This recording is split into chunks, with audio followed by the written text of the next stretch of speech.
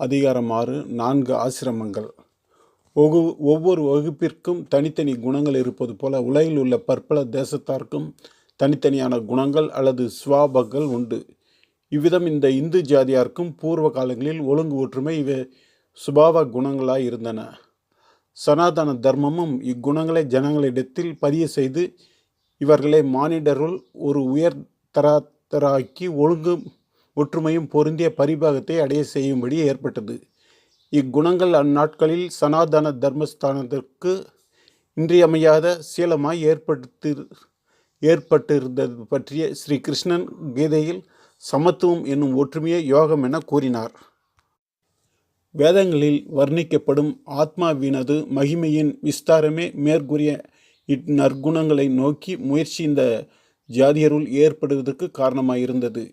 இவ்விஷயத்தில் வேதங்கள் கூறுவதாவது: சகல பதார்த்தங்களும் ஆன்மாவின் பொருட்டே ஆத்மாவின் இச்சையாலே வசீகரிக்கின்றன. ஆத்மா அனுபவிக்க விரும்பும் சகல அனுபவங்களையும் தருவதற்காகவே இவை அனைத்தும் ஏற்பட்டிருக்கின்றன. எனவேயாம் அழிவற்ற வஸ்துவாய் மேலுலகங்களில் சகல சக்திகளோடும் கூடிய பிரபுவாய் எக்காலத்திலும் வகிப்பது போல் ஸ்தூலமாகி தாழ்ந்த உலகங்களிலும் தனது சகல சக்திகளையும் பிரகாசப்படுத்தி கொண்டு சுவாதீனமாய் ஆத்மா தன்னறிவோடு அடைக்கால வேண்டுமென்று இச்சை கொள்கிறான். இவன் சாஸ்வத பொருளாதலால் கடுகளவும் அவசர முடியவன் அன்று. சமயம் போல் சாவகாசமாய் ஒன்றன் பின் ஒன்றாய் சகல அனுபவங்களையும் ஏற்று ஒற்றுமையுடன் தன் சக்திகளை பிரகாசப்படுத்தி கொள்கிறான். இவ்வேற்பாடு பரமான்மாவாகிய ஈஸ்வரனால் நாம் வசிக்கும் உலகில் உலோகமாதி தாழ்ந்த வர்க்கங்களில் அமைக்கப்பட்டிருக்கின்றன. முதலில் விதை, பின் வேர், பிறகு முளை, பின் இலைகள், அப்பால் காய், இவை ஒன்றன் பின் ஒன்றாய் ஒழுங்கு தவறாமல் தோன்றுகின்றன அல்லவோ? இவற்றில் ஒவ்வொன்றிற்கும் தக்க ஸ்தானமும் அழகும் அதனதன் பருவத்தில் ஏற்பட்டிருக்கின்றனவென்றோ? அவ்விதமே மானிடர்க்கும் குழவி பருவம், சிறுவனாகும் காலம், வாலிப பருவம், பிரௌಢாவஸ்தை, முதுமையாக ஒழுங்கை அவரே அமைத்திருக்கின்றனர். இவ்வரிசையை மீறவாவது மாற்றிக்கொள்வதாவது மனிதனால் கூடாதென்றோ? ஆயினும் ஜீவாத்மானவன் இன்னும் தன் வசப்படுத்தி கொள்ளாத பிரகிருதியால் கட்டுப்படுவாகியால் தர்மத்தால் தான் வசப்படுத்தி கொள்ளாத பிரகிருதியால் கட்டுப்படுவனாதலால் கர்மத்தால் தூண்டப்பட்ட மனிதன் ஏவலால் இவ்வுண்மையை உணராது பல வழிகளிலும் முயல்வானாகி ஒரு நிலைமையில் இருக்கும்போதே மற்றவையில் உள்ள விஷயங்களை பற்ற நினைத்து தனது பரிபாகம் ஒழுங்குடன் நிறைவேறுவதை தடைப்படுத்தி கொள்கிறான். சிசு பையனாகவும் பையன் வயது வந்த மனிதனாகவும் விரும்புகிறான். கிழவன் வாணிபனது விபவங்களை அனுபவிக்க ஆவல் கொள்கிறான். இவ்விதம் வாழ்க்கையில் சாந்தி என்பது இல்லாமல் பரபரப்பும் பெருமூச்சியும் ஏற்படுவதால் அதனால் உண்டாகும் பிரயோசனம் பாதி இல்லாமல் போய்விடுகிறது. இவ்விதமான அறியாமையால் எழும் பரபரப்பு, ஒழுங்கின்மை இவை ஏற்படா வண்ணம் மகரிஷிகள் ஆரிய மகா வம்சத்தாருள் முதல் பிறந்தவர்களாகிய முதல் உள்ள வகுப்பினருக்கு, திராவிட வகுப்பினருக்கு, இந்தியருக்கு ஜனனம் முதல் மரணம் வரை ஒரு ஜன்மத்திலும் கணக்கற்ற ஜன்மங்களுடைய சம்சார வாழ்க்கையிலும் சில குறிப்பிட்ட படிகள் அல்லது நிலைமைகளை வகுத்து அளித்தனர். இவ்விருவகையிலும் அந்நிலைமைகள் நான்கே: ஒரு ஜனனம், ஒரு மரணம், இதற்கு மத்தியில் ஒரு ஜன்மத்தில் இவற்றுக்கு ஆசிரமங்கள், சிரம பரிகார ஸ்தலங்கள், வசதிகள் என்று பெயர். அநேக ஜனன மரங்களினுடைய செல்லும் பெரும் வாழ்க்கையாக சம்சார மார்க்கத்தில் இவற்றிற்கு வருணங்கள், நிறங்கள், ஜாதிகள் என்று பெயர். இங்கு நாம் ஆசிரமங்களை பற்றி மட்டும் பேசுவோம். மேற்கூறியபடி அவஸ்தைகள் 4 ஆகும். அவை பிரம்மச்சாரியம், வித்யாபியச நிலைமை, கிரகஸ்தனாக இருக்கும் அவஸ்தை, வனப்பிரதஸ்தம் வனவாச நிலைமை, சந்நியாசம் சகலத்தையும் தியாகம் செய்திருக்கும் நிலைமை அல்லது துறவு என்றாம். இவற்றுள் என் நிலைமையிலும் மற்ற 3 தர்மங்களை ஒருவன் பற்றுவது கூடாது. பிரம்மச்சாரி கிரகஸ்தனாய் இருப்பதாவது வனப்பிரதஸ்தன் சந்நியாசிகளாவது பொருந்தாது. அப்படியே கிரகஸ்தனானவன் பிரம்மச்சாரி, வனப்பிரதஸ்தன், சந்நியாசி இவைகளின் நிலைமை அடைவது ஒவ்வாது. வனப்பிரதஸ்தனும் கிரகஸ்தனுடைய அனுபவங்களுக்கு ஆசைப்படக்கூடாது. அவரே சந்நியாசியும் வனப்பிரதஸ்தன் தனிமையில் அனுபவிக்கும் அனுபவங்களை விரும்பவும் தகாது. இவ்வொரு ஸ்திதியிலும் அதற்கு தக்க தர்மங்களும் ஆனந்தங்களும் உண்டு. இவற்றை அவ்வவற்றின் கால அளவின்படி அனுஷ்டிக்கப்பட்டால் இவை ஜீவாத்மாவின் பரிபாகம் ஒழுங்குடன் நிறைவேறுவதற்கு உபயோகம் ஆகின்றன. இந்த ஸ்திதிகளின் முறை தவறப்படுமானால் ஜீவ பரிவாகம் தடைபடுகின்றன. இனி தற்காலத்தில் பூர்வ காலத்தை ஒழுக்கின்படி பிசகின்றி இவ்வாசிரமங்களை அனுஷ்டிக்க நம்மால் முடியாது. ஏனெனில் இவற்றுக்கு வேண்டிய வெளி சௌகரியங்களை தற்காலத்தில் ஏற்படுத்தி கொள்வது அசாத்தியம். ஆயினும் இவ்வாசிரமங்களின் முக்கிய தர்மங்கள் யாவை என நாம் தெளிவாய் அறிந்து கொள்வோமாயின் இக்காலத்திலும் கூடியவரை நமது வாழ்க்கையை எவற்றிற்கொரு ஒவ்வும்படி செய்து நமது பரிபாகம் ஒழுங்குடன் பிரவர்த்திக்கும்படி செய்து கொள்வது அசாத்தியமாகாது. பிரம்மச்சாரியம் அல்லது மாணாக்கனுடைய வித்யாபிச நிலைமை, உபநயன சமஸ்காரம் அவனுடைய 2ஆம் பிறப்புடன் ஆரம்பிக்கின்றன. இன்று முதல் இவன் சில நற்குணங்களை விடாது பின்பற்றி வாழ வேண்டும். இவனது பழக்கங்கள் சாதாரணமாயும் விசேஷ சௌகரியங்களை உபேசிக்கக்கூடியதாகவும் இருக்க வேண்டும். இவை இவனது சரீரத்தை பலமுடையதாகவும் வியாதியற்றதுமானதா ஆக்குகின்றன. அதிகாலையில் துயிலை விட்டெழுதல், ஸ்நானம் அதாவது குளித்தல், சாதாரணமான ஆகாரத்தை மிதத்துடன் உட்கொள்ளுதல், வேண்டிய மட்டில் சரீர முயற்சியில் பழகுதல், சோம்பல், சுகம் தேடல் இவைகளால் உறங்கி வீழ்ந்து கிடக்காமை ஆகிய பழக்கங்களை அனுசரிப்பதால் சரீரத்துக்கு உறுதியும் ஆரோக்கியமும் உண்டாகும். இவ்விதம் நாட்களிக்கும் ஒரு சிறுவனையும் நேரம் சென்றும் படுக்கை விட்டு நீங்காது கிடப்பவனும் சுவையுள்ள தின்பண்டங்கள், விசேஷ போஜனங்கள் இவற்றை மிதமிஞ்சி உட்கொள்பவனும், சரீர பிரயாசி என்பது சிறிதும் பயிலாதவனும், மிருதுவான தலையணைகளில் எப்போதும் சாய்ந்து கொண்டு காலத்தை கழிப்பவனாகிய ஒரு பையனும் சற்று ஒப்பிட்டு பார்ப்போம். இருவருள் முன் சொன்னவன் சுறுசுறுப்பு, தேக பலம், வலிமை பற்றிய சதைப்பிடிப்பு, உற்சாகம், உழைப்பு இவை பொருந்தியவனாய் விளங்குகிறான். மற்றவனும் மிகவும் சோம்பல் உள்ளவனாய் ஸ்தூலித்து கொழுத்து முற்றிலும் சுறுசுறுப்பற்றவனாகவும் அல்லது இழைத்து மெலிந்து அதி சீக்கிரத்தில் வியாதி பிடித்து கஷ்டப்பட வேண்டியவனாகவும் காணப்படுகிறான். இன்னும் சிறுவன் அடைவதற்கு முயல வேண்டிய குணங்களானவை உழைப்பு, கீழ்ப்படிதல், தாழ்மை, பரோபகார சிரமம். இளமை பருவமானது ஜீவிய காலம் வரை வேண்டிய சகல சமஸ்கிரியைகளையும் தேடி ஆயத்தப்படுத்தி கொள்ளும் காலம். ஆகையால் பிற்காலத்தில் வயது வந்த பின் விசேஷ பிரயோஜனம் அடைய வேண்டுமாயின் இப்பொழுது விசேஷ உழைப்புடன் அறிவை பெருக்கிக் கொள்ளும் நிமித்தம் கல்வி பயிலுவது மிகவும் அவசியமாகும். கீழ்ப்படிதலாவது நம்மில் மூத்தோர்கள் அனுபவத்தால் நமது நடத்தையை சீர்படுத்தி கொள்ள முயலுதல். இதனால் இப்பருவத்தில் அநேக வகைகளினின்றும் சிறுவன் தன்னை தப்பித்து கொள்ள சக்தனாகிறான். மேலும் பிறருக்கு கீழ்ப்படிந்து நடக்க பழகுபவனே பிற்காலத்தில் பிறரை அடக்கியாலும் சக்தி உள்ளவன் ஆகிறான்.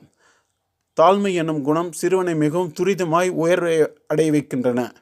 ஏனெனில் தாழ்மையுள்ளோருக்கு யாவரும் தம்மால் என்ற மட்டில் பிறருக்கு உதவ விரும்புகிறார்கள். வீடு, பள்ளிக்கூடம் ஆகிய இவ்விடங்களில் செய்ய பழகும் பரோபகாரமானது சிறுவனை பின்னால் மானிட வர்க்கத்திற்கே உதவுவனாக பரோபகாரியாக ஆக்கிவிடுகின்றன.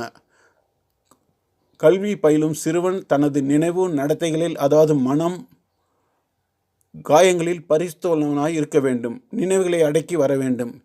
ஏனெனில் அசுத்தியை நினைக்காதவன் எவனோ அவன் அசுத்தியை செய்ய மாட்டான் என்றோ.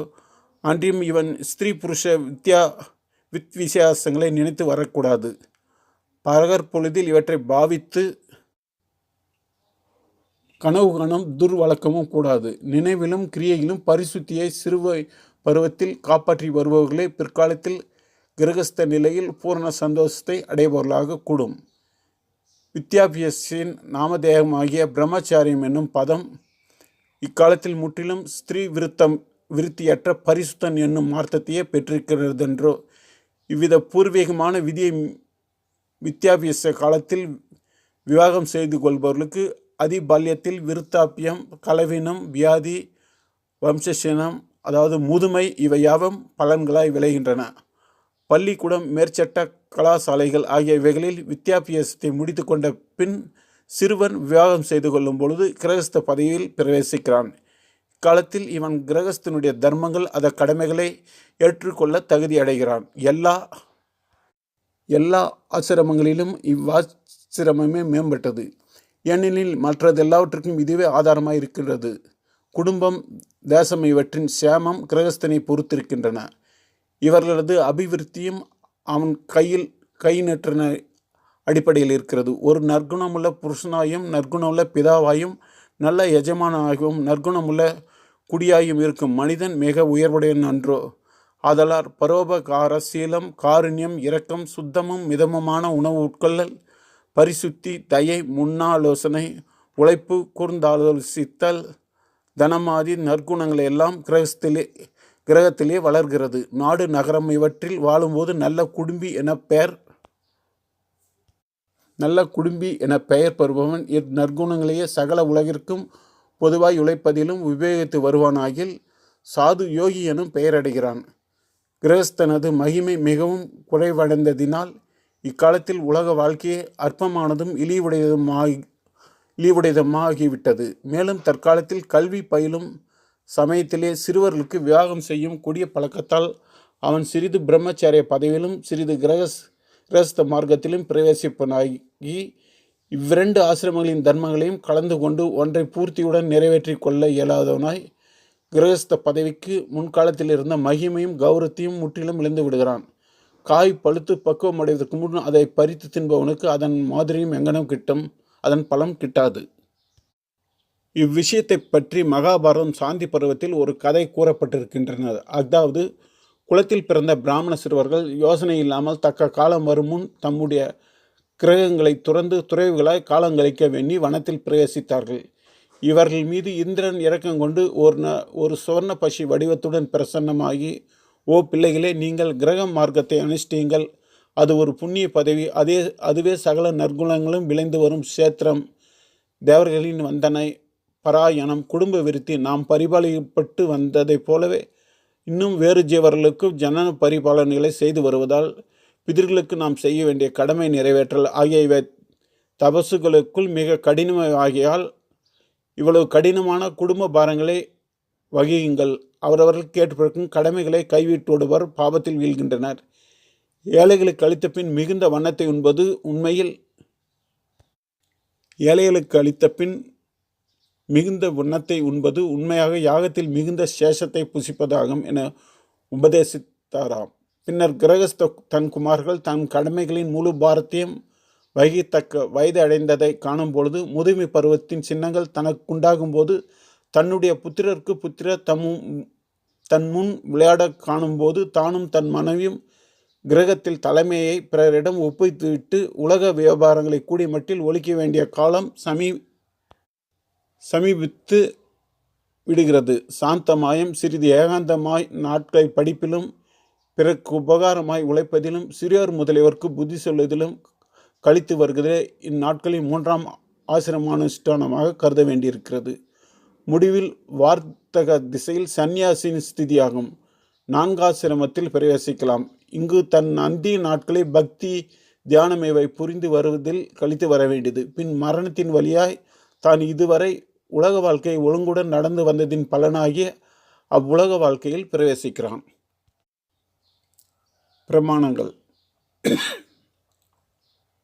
பிரம்மச்சாரி, கிரகஸ்தன், வனப்பிரதஸ்தன், யதி ஆகிய இவ்வெவ்வேறான 4 ஆசிரமங்களும் கிரகஸ்த ஆசிரமத்தினிடத்திலிருந்தே உண்டாகின்றன. கிரமம் தவறாது ஒரு வேதத்தையாவது 2 வேதங்களையாவது அல்லது வேதங்களை முழுமையாவது அதித்தியானம் பண்ணிய பின் பிரம்மச்சாரியம் வலுமாமலே கிரகஸ்த ஆசிரமத்தில் பிரவேசிக்க கடவான். கிரகஸ்தன் தன் சரீரத்தில் சுருங்கல் நரை இவற்றை தன் புத்திரனுக்கு புத்திரனும் கண்டபின் ஆரணித்துக்கு செல்ல கடவான். ஆயுளில் 1/3 பாகத்தை வனத்திலே கழித்து விட்ட பிறகு சகல சங்கங்களையும் விட்டவனாய் ஆயுளின் 4ஆம் பாகத்தில் சந்நியாசியாக சஞ்சரிக்க கடவான். வேதங்களை படியாமலும் பிரஜையுத்பன்னி பண்ணாமலும் யக்னங்களை செய்யாமலும் மோசத்தை விரும்புகிறவன் அதோகதி அடைவான்.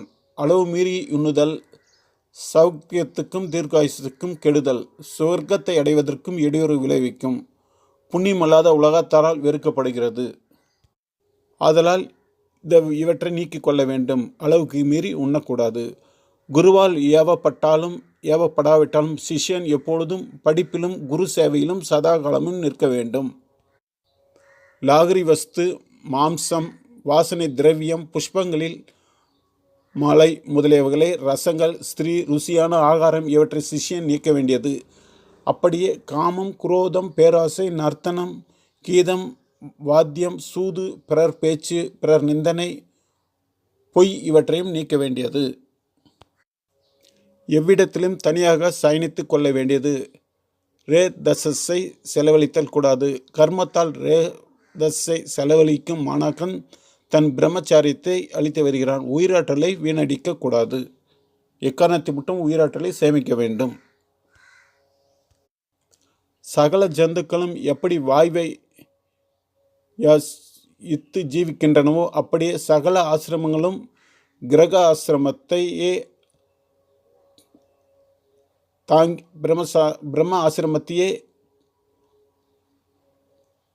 அடிப்படையாக கொண்டு இருக்கிறது. இவ்வாசிரமங்கள் எல்லாவற்றிலும் வேத சுருதியின் ஏற்பாட்டின்படி கிரகஸ்தனே சிரேஷ்டன், ஏனெனில் கிரகஸ்தனே மற்ற ஆசிரமங்களை சகல நதிகளும் சமுத்திரத்தை நோக்கி ஓடி செல்வது போல் சகல ஆசிரமங்களும் கிரகஸ்தனிடமே ஆசிரமமாய் சென்றடைகின்றன. இவ்வித கர்மத்தை எவன் ஸ்வ தர்மமென்று பாலாபிலேஷனை இன்றி செய்து வருகிறானோ அவனே சந்நியாசி ஆவான். பின்னர் அக்னி சந்தானம் மற்றும் கர்மங்களற்று நிற்பவன் சந்நியாசி ஆகான்.